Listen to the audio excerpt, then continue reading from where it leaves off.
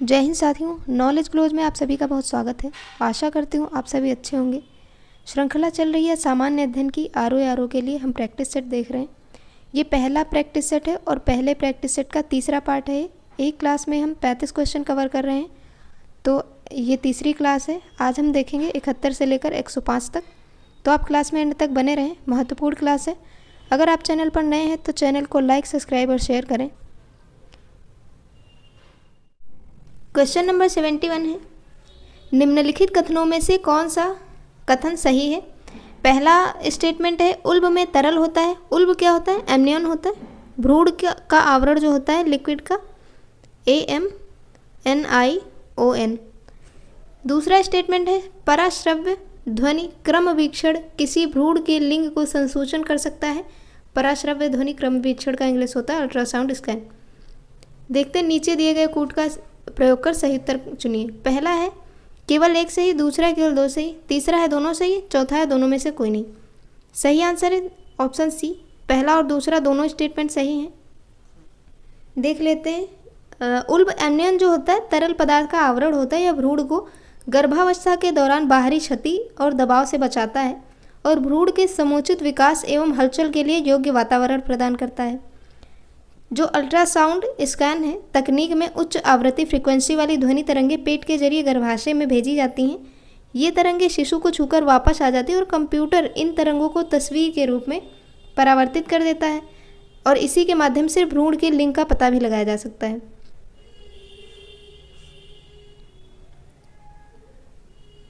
Question number 72 है, नीचे दो कथन दिए गए हैं जिनमें से एक को कथन ए और दूसरे को कारण आर कहा गया है। कथन है, अधिकांश विटामिन मानव शरीर में संश्लेषित नहीं किए जाते।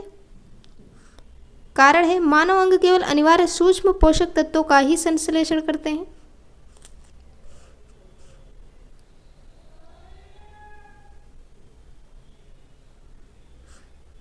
नीचे दिए गए कूट से सही उत्तर चुनिए। ए है, ए तथा आर दोनों सही हैं और आर ए की सही का सही स्पष्टीकरण है। बी है, ए तथा आर दोनों सही है परंतु आर ए का सही स्पष्टीकरण नहीं है। सी है, ए सही है आर गलत है। डी है, ए गलत है आर सही है। सही आंसर है वो ऑप्शन सी है, ए सही है आर गलत है। देखते हैं, वापस देख लेते हैं।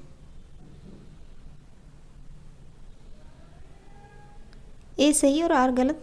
अधिकांश विटामिन मानव शरीर में संश्लेषित नहीं किए जाते हैं। दूसरा है आर जो कारण दिया गया, मानव अंग केवल अनिवार्य सूक्ष्म पोषक तत्वों का ही संश्लेषण करते हैं। ये सही है, ये गलत है।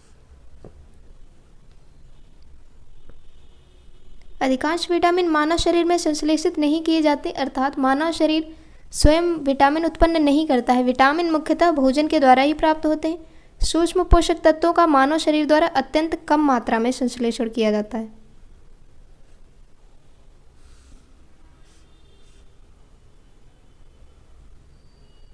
क्वेश्चन नंबर 73 है, निम्नलिखित में से कौन सा युग्म सही सुमेलित नहीं है।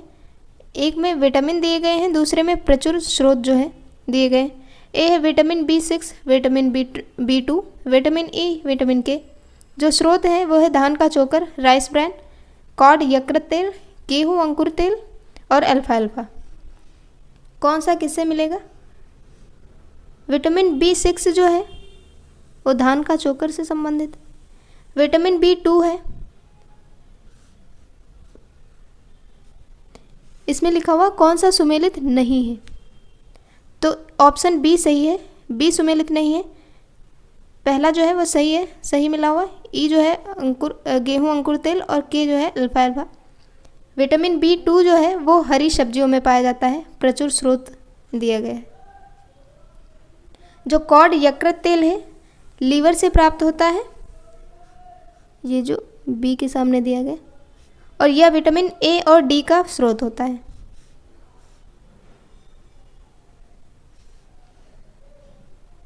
क्वेश्चन नंबर 74 है, 2011 की जनगणना के अनुसार निम्नलिखित में से भारत के किस केंद्र शासित प्रदेश में न्यूनतम लिंगानुपात पाया जाता है। ऑप्शन ए है चंडीगढ़, ऑप्शन बी है दमन एवं द्वीप, ऑप्शन सी है अंडमान निकोबार द्वीप समूह, ऑप्शन डी है लक्षद्वीप। सही आंसर ऑप्शन बी, दमन एवं दीव।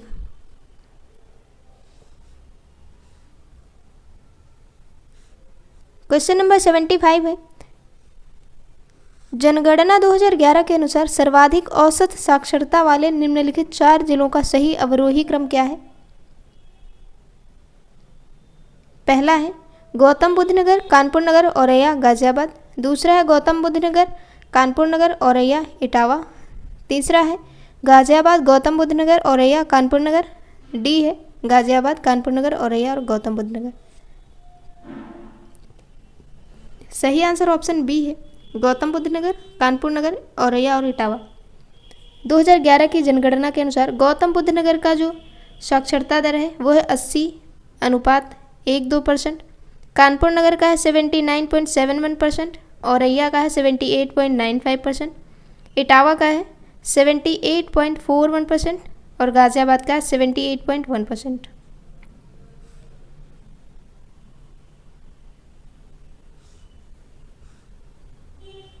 क्वेश्चन नंबर 76 है, भारत में नगरीकरण के संदर्भ में निम्नलिखित कथनों में से कौन सा सही है? पहला कथन दिया गया है 2011 की जनगणना के अनुसार देश की कुल नगरीय जनसंख्या का 60% से अधिक प्रथम श्रेणी के नगरों में निवास करती है।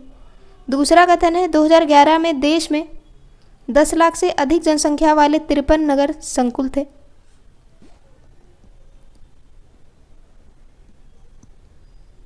ऑप्शन देखते हैं।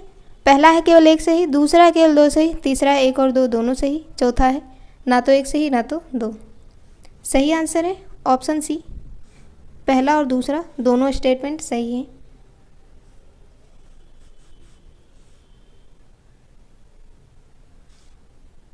क्वेश्चन नंबर 77 है, नीचे दिए गए कूट से निम्नलिखित नगरीय केंद्रों को जनसंख्या 2011 के अनुसार के सही अवरोही क्रम के अनुसार चुनिए। नगरीय केंद्र है मेरठ, आगरा, गाजियाबाद, वाराणसी।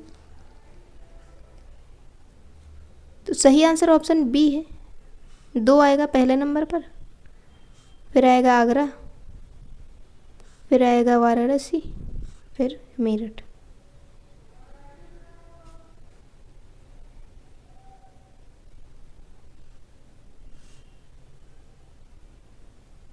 क्वेश्चन नंबर 78 है, सूची 1 को सूची 2 के साथ सुमेलित कीजिए और सूचियों के नीचे दिए गए कूट का प्रयोग कर सही उत्तर का चयन करें।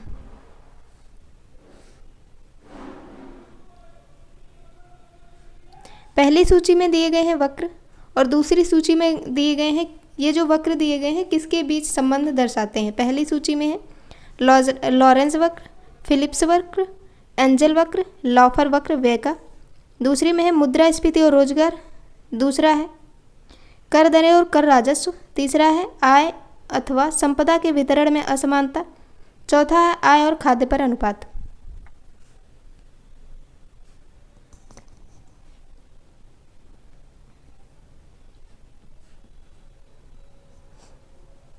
लॉरेंज वक्र जो है वो आय अथवा संपदा के वितरण में असमानता, संपदा के वितरण में असमानता के संबंध को दर्शाता है। फिलिप्स वक्र जो है वो मुद्रास्फीति और रोजगार के बीच में संबंध दिखाता है।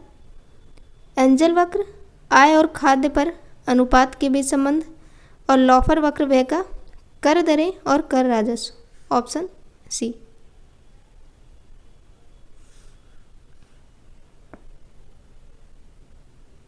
क्वेश्चन नंबर 79 है,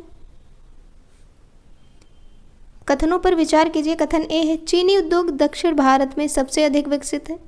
कारण आर है, गन्ने की प्रति हेक्टेयर पैदावार तथा गन्ने में रस की मात्रा दक्षिणी राज्यों से अधिक होती है। कूट है पहला ऑप्शन ए तथा आर दोनों सही हैं, ए का सही स्पष्टीकरण आर है।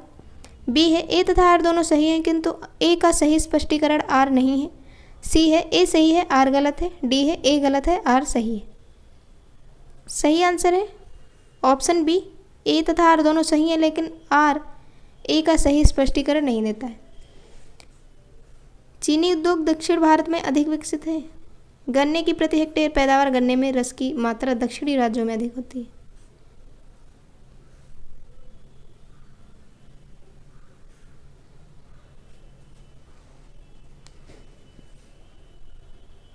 क्वेश्चन नंबर 80 है, निम्नलिखित में से कौन सा एक सुमेलित नहीं है? 3 सुमेलित है, एक नहीं है। UPCAR लखनऊ सही है।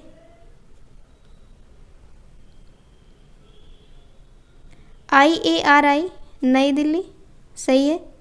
IVRI कानपुर, ये गलत है।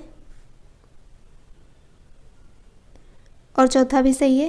तो ये है कहाँ पर, ये है कानपुर के उत्तर प्रदेश के बरेली ज़िले में इज्जतनगर में स्थित है।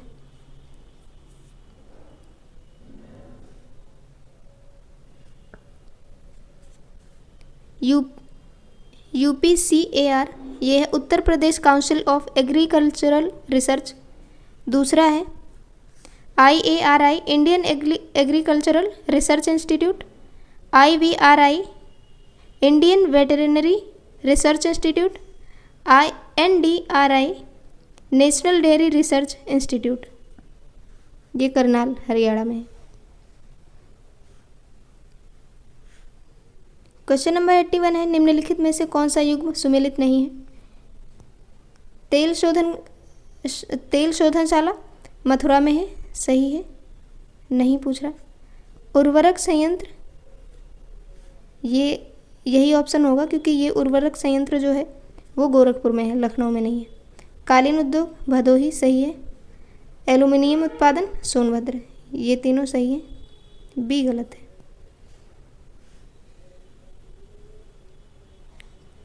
क्वेश्चन नंबर 82 है, भारत में मौद्रिक नीति के संदर्भ में निम्नलिखित में से कौन सा कथन सही है? पहला है ऊंची रेपो दर का तात्पर्य है बैंकिंग प्रणाली में कम मात्रा में साख प्रवाह होगा। दूसरा स्टेटमेंट है वर्तमान समय में मुद्रास्फीति को नियंत्रित करने के लिए RBI ने रेपो रेट तथा रिवर्स रेपो रेट पर भरोसा किया। ऑप्शन दिए गए हैं, पहले केवल पहला सही, दूसरा है केवल दूसरा सही, तीसरा है केवल दोनों सही है, चौथा है उपर्युक्त में से कोई नहीं। सही आंसर ऑप्शन सी, पहला दूसरा दोनों सही है। क्वेश्चन नंबर 83 है, RBI द्वारा घोषित कोषों की सीमांत लागत पर आधारित उधारी दर MCLR का उद्देश्य क्या है?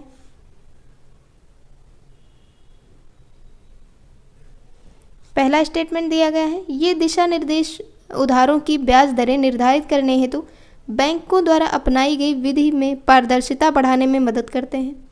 दूसरा कथन है, ये दिशा निर्देश बैंक साख की उपलब्धता ऐसी ब्याज दरों पर सुनिश्चित करने में मदद करते हैं जो ऋण लेने वाले एवं बैंक दोनों के लिए न्याय संगत हैं। ऑप्शन दिए गए हैं, ए है केवल एक सही, बी है केवल दो सही, सी है एक और दो दोनों सही, डी है ना तो एक सही ना तो दो सही। सही आंसर है ऑप्शन सी, पहला और दूसरा दोनों सही हैं।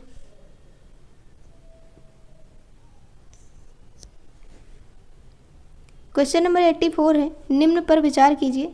बैंक दिए गए हैं, इनकी स्थापना कब हुई थी? बैंकों के स्थापित होने का सही क्रम, क्षेत्रीय ग्रामीण बैंक, अग्रणी बैंक योजना, नाबार्ड, भारतीय स्टेट बैंक।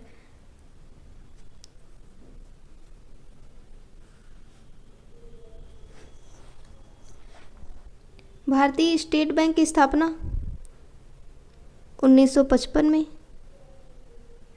अग्रणी बैंक योजना 1969, क्षेत्रीय ग्रामीण बैंक 1975, नाबार्ड 1982। सही आंसर है ऑप्शन बी।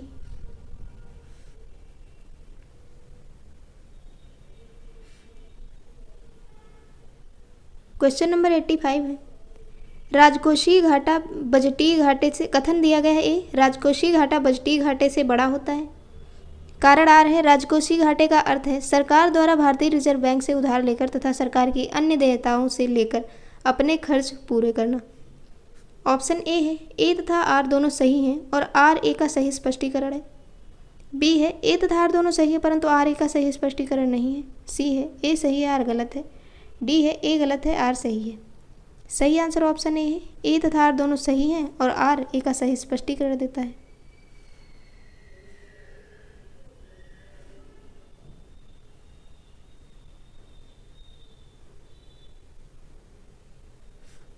क्वेश्चन नंबर 86 है, निम्नलिखित वैधानिक प्रावधानों के पारित होने में काल क्रमानुसार कौन सा अनुक्रम सही है? विदेशी विनिमय नियमन अधिनियम MRTP एकाधिकारी एवं प्रतिबंधित व्यापार व्यवहार अधिनियम। तीसरा है प्रतिस्पर्धा अधिनियम। चौथा है विदेशी विनियमन प्रबंधन अधिनियम। इनको कालक्रमानुसार व्यवस्थित करना है। तो MRTP 1969, विदेशी विनियमन नियमन अधिनियम यानी कि फेरा 1973, विदेशी विनियमन प्रबंधन अधिनियम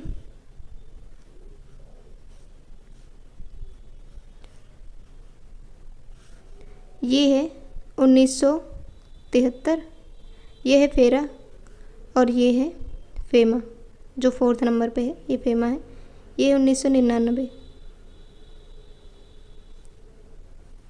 प्रतिस्पर्धा अधिनियम 2002।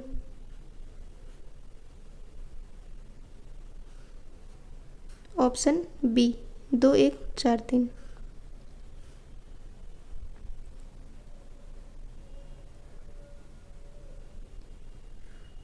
क्वेश्चन नंबर 87 है, कथन ए दिया गया है शहरी गरीबी की जड़ ग्रामीण क्षेत्रों में होती है। दूसरा दिया गया है कारण आर, ग्रामीण क्षेत्रों में शिक्षा का स्तर निम्न होता है। ऑप्शन है ए तथा आर दोनों सही है, आर ए का सही स्पष्टीकरण है। बी है ए तथा आर दोनों सही है लेकिन आर ए का स्पष्टीकरण नहीं है। सी है ए गलत है आर सही है। डी है ए सही है आर गलत है। सही आंसर ऑप्शन बी है, ए तथा आर दोनों सही हैं लेकिन आर ए का सही स्पष्टीकरण नहीं है। ए में दिया गया शहरी गरीबी की जड़ ग्रामीण क्षेत्रों में होती, सही है, लेकिन ग्रामीण क्षेत्रों में शिक्षा का स्तर निम्न होता है, बात सही है, लेकिन शहरी जो गरीबी है ग्रामीण क्षेत्रों में, शहरी गरीबी की जड़ ग्रामीण क्षेत्रों में होती है, ये कारण नहीं है, इसका स्पष्टीकरण नहीं है।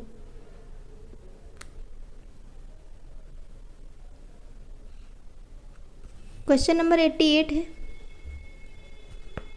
कौशल भारत अभियान के संदर्भ में निम्नलिखित में से कौन सा कथन सही है। पहला है कौशल भारत अभियान की शुरुआत प्रधानमंत्री ने जुलाई 2015 में की थी, सही है बिल्कुल।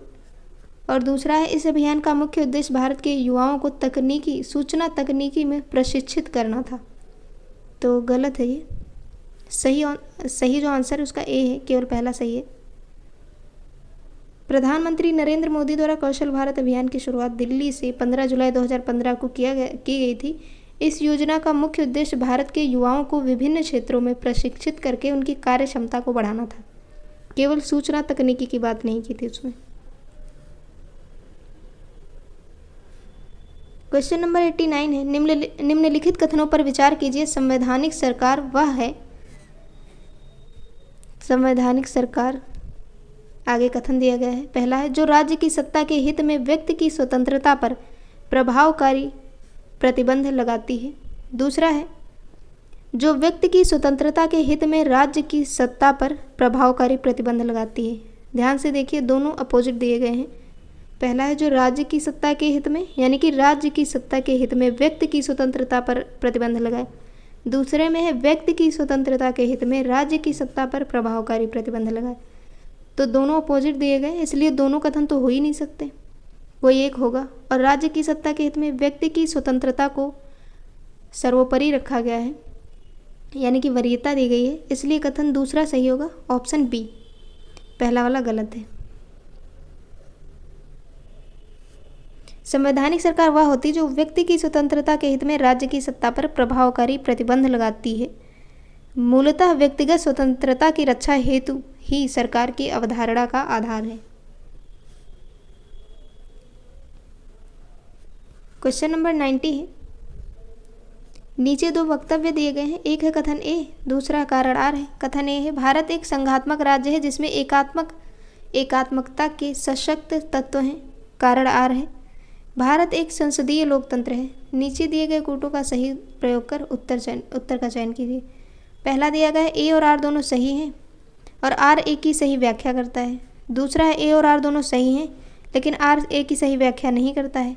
तीसरा दिया गया है ए सही है आर गलत है। चौथा है ए गलत है आर सही है। सही आंसर है ऑप्शन बी, ए और आर दोनों सही हैं लेकिन आर ए की सही व्याख्या नहीं करता है।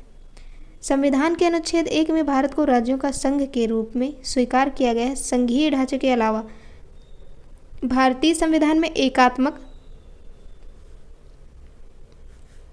एकात्मक, संघात्मक राज्य, एकात्मक। यह गैर संघीय तत्व भी विद्यमान है। यह सशक्त केंद्र, एकल संविधान, आपातकालीन उपबंध, एकल नागरिकता, एकीकृत न्यायपालिका आदि। भारतीय संविधान में केंद्र और राज्य दोनों के लिए सरकार के संसदीय स्वरूप को अपनाया गया है।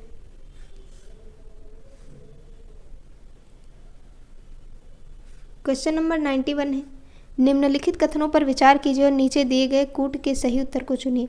कथन ए है, भारत एक लोकतांत्रिक देश है। सही है। दूसरा कारण है, भारत का अपना एक संविधान है। ये भी सही है। कूट दिए गए हैं, ए है, ए तथा आर दोनों सही हैं तथा आर ए की सही व्याख्या करता है। दूसरा दिया गया है, ए और आर दोनों सही हैं लेकिन आर ए की सही व्याख्या नहीं करता है। तीसरा है, ए सही आर गलत है। चौथा है, ए तथा आर दोनों गलत हैं। सही आंसर है ऑप्शन बी, ए तथा आर दोनों सही हैं। पहला, कथन और कारण दोनों सही हैं लेकिन कारण जो दिया गया वो आर की सही व्याख्या नहीं करता है। क्वेश्चन नंबर 92 है, सूची 1 को सूची 2 के साथ सुमेलित कीजिए और सूचियों के नीचे दिए गए कूट का प्रयोग कर सही उत्तर का चयन करिए। पहली सूची में है कृत्यकारी, दूसरी में है शपथ या प्रतिज्ञा।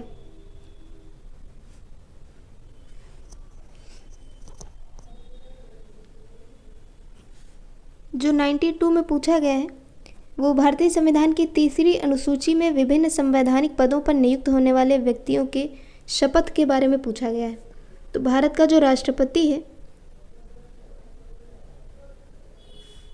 वो 1/3 से भारत के संविधान के प्रति श्रद्धा एवं निष्ठा, ये होगा ए से तीसरा वाला। और बी जो है सर्वोच्च न्यायालय के न्यायाधीश।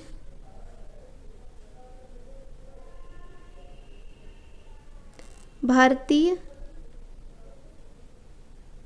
संविधान और विधि की मर्यादा बनाए रखना। और जो सी है संसद सदस्य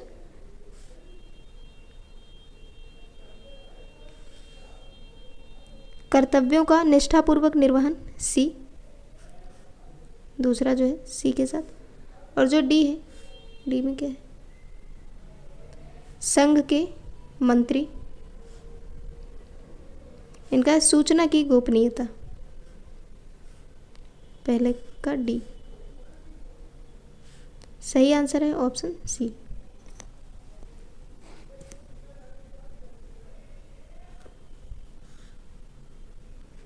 क्वेश्चन नंबर 93 है, सूची 1 का सूची 2 के साथ मिलान करें और दिए गए 4 विकल्पों में से सही उत्तर का चयन करें।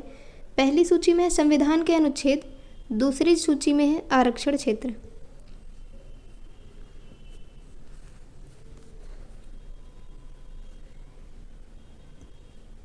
अनुच्छेद 15(4) और 16(4) किससे संबंधित है? अन्य पिछड़ा वर्ग से, ए का 3 से।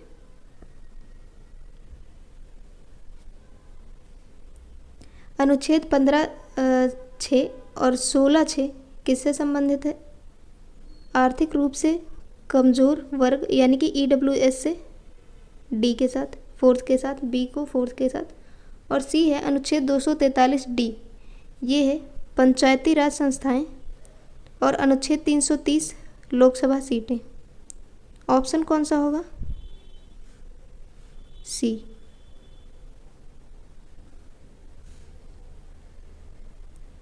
क्वेश्चन नंबर 94 है, कथन ए है, भारतीय संविधान के अनुच्छेद 1 में भारत को संघीय राष्ट्र के स्थान पर राज्यों का संघ कहा गया है। तो सही है, राज्यों का संघ कहा गया है। कारण है, भारतीय संघ इकाइयों से समझौतों का परिणाम नहीं है और इसमें घटक इकाइयों को संघ से अलग होने की स्वतंत्रता नहीं है। बिल्कुल सही है। ऑप्शन देखते हैं। ए और आर दोनों सही हैं, आर ए का सही स्पष्टीकरण है। बी है ए और आर दोनों सही हैं, आर ए का सही स्पष्टीकरण नहीं है। सी है ए सही है, आर गलत है। डी है ए गलत है, आर सही है। सही आंसर ऑप्शन ए है, ए और आर दोनों सही हैं और आर ए का सही स्पष्टीकरण भी देता है। भारतीय संविधान के अनुच्छेद 1 में कहा गया है, इंडिया अर्थात भारत राज्यों का संघ होगा तथा भारतीय संघ राज्यों के एकीकरण का परिणाम नहीं है और इकाइयों को संघ से पृथक होने का भी अधिकार नहीं है।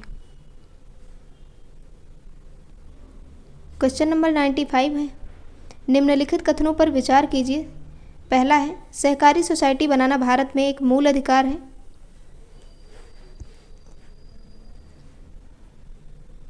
दूसरा है, सहकारी सोसाइटियां सूचना के अधिकार अधिनियम 2005 की परिधि में नहीं आती हैं। सही है,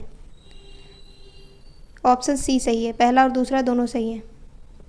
सहकारी सोसाइटी लोगों का एक ऐसा संघ है जो अपने पारस्परिक लाभ, सामाजिक, आर्थिक, सांस्कृतिक से स्वेच्छापूर्वक सहयोग करते हैं। सहकारी सोसाइटी बनाना अनुच्छेद 19(1) गा के तहत भारत में एक मूल अधिकार है। उल्लेखनीय है कि सहकारी सोसाइटियां सूचना के अधिकार अधिनियम के तहत नहीं आएंगी क्योंकि यह एक मूल अधिकार है, 2005 की परिधि में नहीं आती। क्वेश्चन नंबर 96 है, निम्नलिखित में से कौन सा एक सुमेलित नहीं है। अनुच्छेद पहला है अनुच्छेद 39A समान न्याय एवं निःशुल्क विधिक सहायता, सही बात है। दूसरा है अनुच्छेद 40 ग्राम पंचायतों का संगठन, बिल्कुल सही। अनुच्छेद 44 समान नागरिक संहिता, जी हाँ सही है। अनुच्छेद 48 कार्यपालिका का न्यायपालिका से पृथक्करण, ये गलत है क्योंकि कार्यपालिका का न्यायपालिका से पृथक्करण अनुच्छेद 50 में दिया गया है और अनुच्छेद 48 में क्या है, कृषि और पशुपालन का संगठन, तो इसलिए पूछा गया से सुमेलित नहीं है, ऑप्शन डी सही होगा।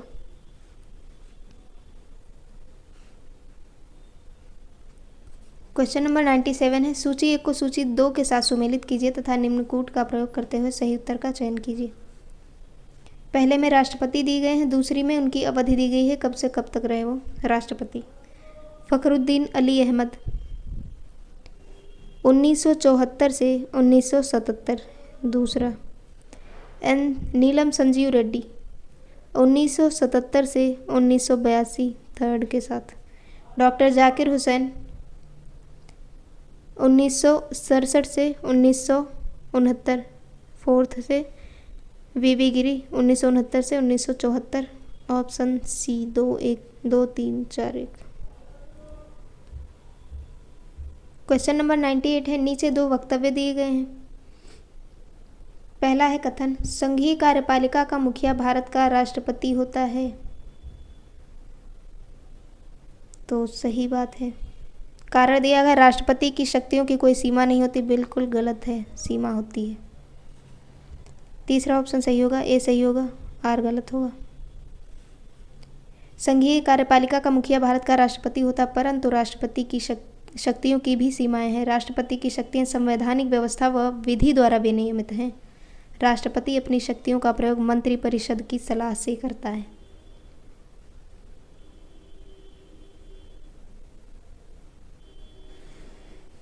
संविधान सर्वोपरि है। क्वेश्चन नंबर 99 है,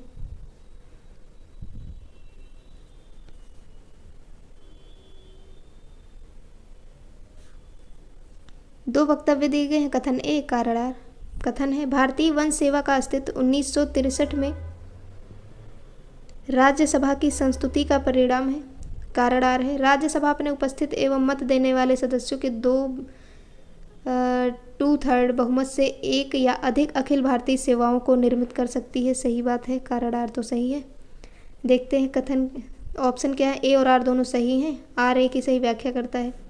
दूसरा है आर ए और बी दोनों, ए और आर दोनों सही हैं लेकिन आर ए की सही व्याख्या नहीं करता है। तीसरा है ए सत्य है आर असत्य है। चौथा है ए असत्य है आर सत्य है। सही आप ऑप्शन जो है ऑप्शन डी है, आर सत्य है और ए गलत है। क्यों गलत है देखते हैं। क्योंकि ये 1963 में नहीं 1961 की संस्तुति का परिणाम है। भारतीय वन सेवा।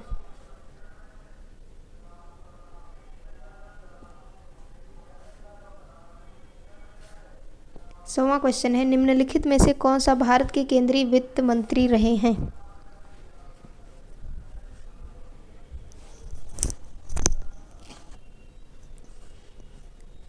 VP Singh, R Venkataraman, Y Chauhan, Pranab Mukherjee.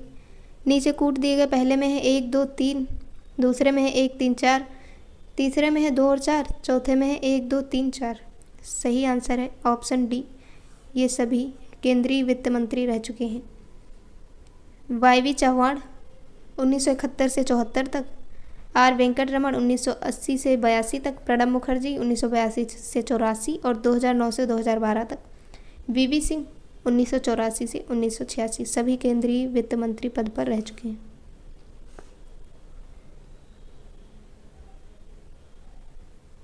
Question number 101 है, निम्नलिखित कथनों पर विचार कीजिए।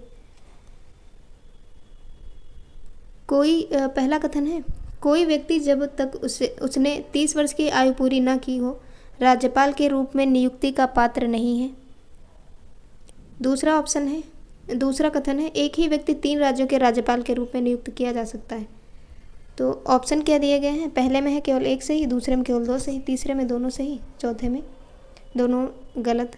तो सही आंसर ऑप्शन 2 होना चाहिए, ऑप्शन बी होना चाहिए, क्योंकि ये 30 नहीं, ये 35 वर्ष की आयु है, इसलिए पहला गलत है, दूसरा सही है। 3, एक ही व्यक्ति 3 राज्यों के राज्यपाल के रूप में नियुक्त किया जा सकता है, सही बात है।